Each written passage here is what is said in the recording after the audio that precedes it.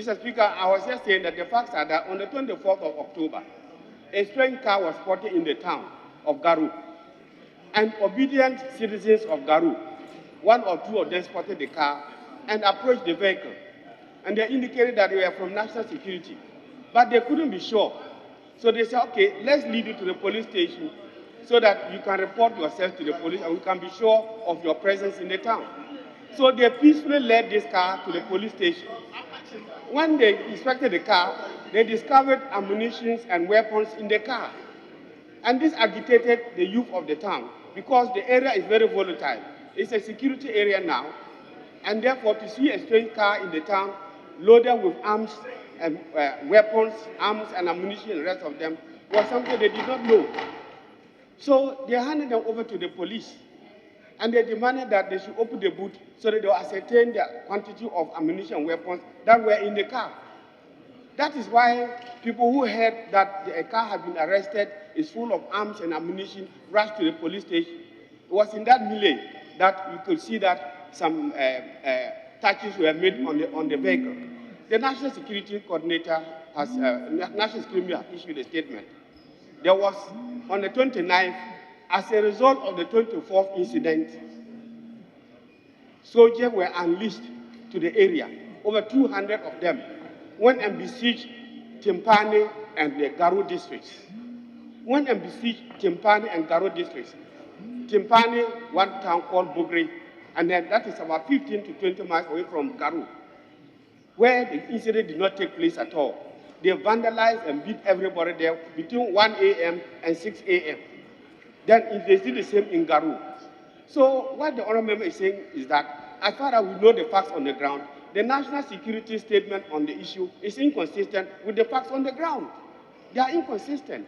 One, Mr. Speaker, we challenge him to show us if any of the members of the national security that were apprehended that evening was wounded. If any of them was attacked, you should let us know. We challenge him, let us know the identity of the 5 national security personnel who were there. Identity is important in the Boko area now because once beaten, twice shy. At the beginning of the Boko conflict in 2021, we had reason to challenge the identity of some of the peacekeepers in Boko as belonging to one faction. They denied it. At the end of the day, they accepted the fact that, in fact, there were other ethnic groups who were part of national security in Boko, and they were escalating the violence. No wonder, Mr. Speaker, you are aware that one Fatah Nambe, a national security operative, was in the war front and died. He's from Boko. So that is why the area is very volatile. People, there's mutual suspicion, there's mutual mistrust. So whatever takes place there, we have to look at it with circumspection. We expected the National Security Coordinator Minister to be able to address this issue in a more holistic manner, rather than unleash people to go there, attack people from 1 a.m. to 6 a.m., wounded about 100 to 150 people. Many of them are in hospitals. We understand a number of them have been brought to Accra. Yesterday we tried tracing them, we couldn't make it. So this is not an isolated case of military brutality on innocent citizens. Mr. Speaker, on 1st July 2022, last year, 1st July, the importance of 1st July to this country cannot be overemphasized. That was the day we attained a republic status. Instead of celebrating that, soldiers in Wa, numbering about 70, went to town to brutalize people on the streets of Wa. What was the reason? That the previous day, 2 soldiers were on a motorcycle, and then some boys picked a phone that one of them was using. Just because of that single incident, 70 soldiers went to Wa town, brutalized people, mesmerized them, and some were admitted in the hospital.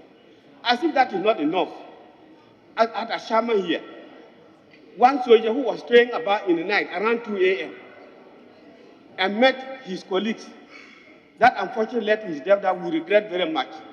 As a result of that incident, some few days later, the Ghana Armed Forces, the High Command, military High Command, unleashed soldiers to arrest about 100 to 200 people in Ashama, brutalize them, some of them rolling in gutters and the rest of them. What type of country can we have? A culture of impunity. The Garu incident is adding the third one of a large scale. I think that it is important that both sides of this August House, as leaders of our people, As people of democracy, people who are committed to democracy, we should appeal to the security agencies, Ministers of Defense, Interior, National Security Minister, etc., to try to exercise restraint. Given the circumstance we have in Boko, Mr. Speaker, the Boko youth want constructive engagement. Boko youth, including Garu, because Garu is part of the Boko enclave, the Boko traditional area, the Kusa traditional area. The youth of the area need constructive engagement.